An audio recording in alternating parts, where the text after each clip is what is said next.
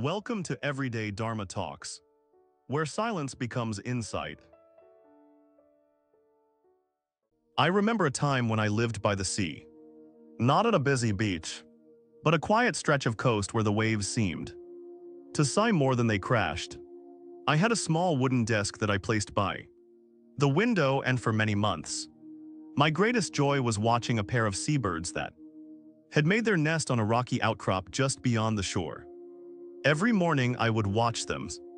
I saw them build their home twig by twig. I watched them take turns, one flying out to find food while the other stood guard. I felt a connection to their struggle, to their partnership. I gave them names in my mind. Their daily rhythm became a part of my own. I looked forward to the day their eggs would hatch, to witness the next chapter of their story. I found myself feeling a sense of ownership over them. Happiness, a quiet investment in their success. Then one morning after a fierce storm the night before, I looked out the window and the nest was gone. The rocks were bare, washed clean by the powerful waves, calling out with a sound I had never heard before. It was a sound of pure loss. And my week felt empty. A profound sadness settled over me. It was heavier than I could have imagined. I was grieving a story that I was not truly a part of. The window felt cold and empty. The sound of the sea, once calming, now sounded lonely. I tried to distract myself, to read, to walk, to work, but the sadness followed me like a shadow. It felt like a failure, a weakness. Why was I letting this affect me so deeply? I tried to push it away, to reason with it, telling myself it was just nature, that these things happen. But the sadness would not be reasoned with. So finally one afternoon I stopped fighting. I sat at my empty window, and I just let the sadness be. I didn't try to fix it or push it away. I just felt it. I let the ache in my chest be there. I watched the two birds as they continued to circle the bare rock, and in that stillness, a thought arose, clear and simple. This sadness, this deep ache, was not a sign of my weakness. It was a sign of my connection. It was the echo of the love and care I had felt. The sadness was here because something mattered to me. It wasn't the enemy, it was the teacher. It was pointing directly at my own capacity to care. The lesson was this: sadness is not a problem to be solved. It is a messenger that arrives to tell us what we hold dear. The pain we feel is not in the sadness itself, but in our desperate struggle to run away from it. We spend so much of our lives chasing moments of happiness. We believe that satisfaction is a destination we must arrive at. Like me waiting for the eggs to hatch, I had placed my sense of contentment in a future event, something I had to acquire. This kind of happiness is like a firework.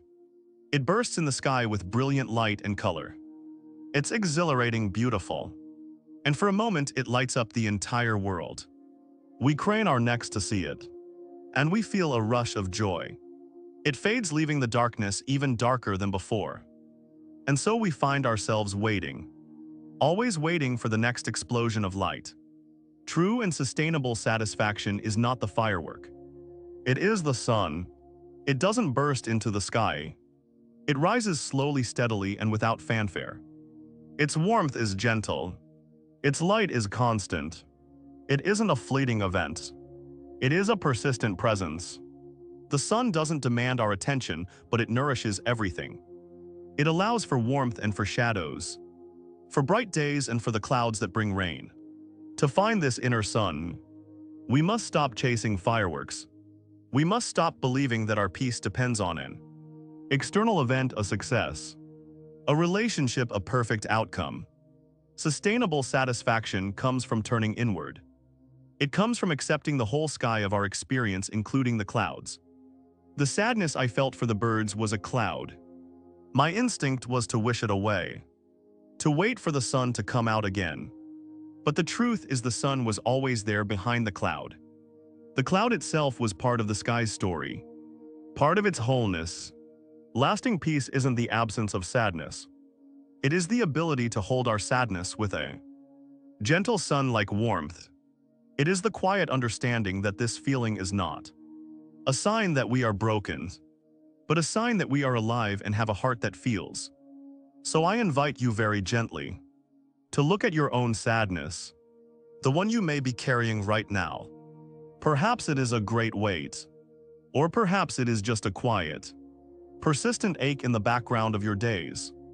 Our first instinct is always to turn away, to numb it with distraction, to push it down with activity, to cover it with noise. We fear that if we truly look at it, it will consume us. But what if just for a moment you did not run? I offer this piece of advice. Don't try to solve your sadness.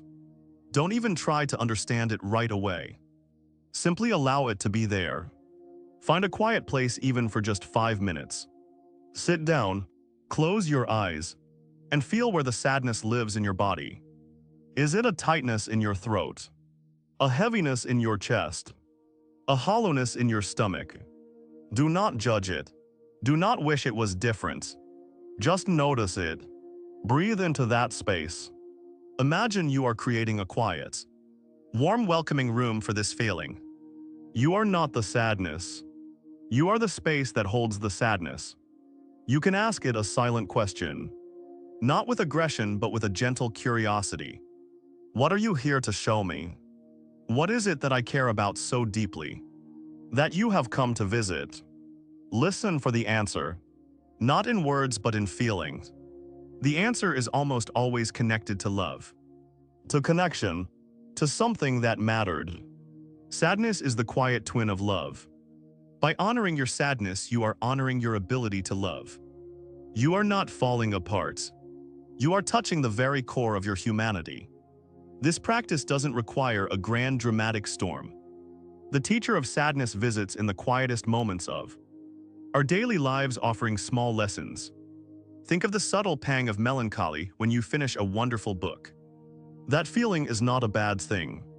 It's a quiet thank you note from your heart for the journey you just took. It's a testament to your ability to connect with, a story to feel for characters who never existed. It's a beautiful ache. Consider the moment you find an old photograph of someone you miss. The wave of sadness that washes over you is not the enemy. It is the presence of love echoing through time. It is a reminder that the connection was real, and so deep that its absence can still be felt. Let the tear fall. It is not a tear of weakness, but a drop of love made visible. Or even the simple sadness of a rainy day, when plans are canceled and the world outside turns gray. This feeling can be an invitation to slow down, to make a warm cup of tea and just listen to the sound of the rain on the window. It teaches us to find peace not in constantly doing, but sometimes in simply being. In each of these small moments, you have a choice. You can immediately reach for your phone, turn on the television and run from the feeling. Or you can pause, breathe, and allow the quiet teacher of sadness to remind you of what it means to have a tender, open heart. Meaning is found right there, in that gentle, courageous pause. Thank you for following the podcast. We will meet again in the next story. Be well.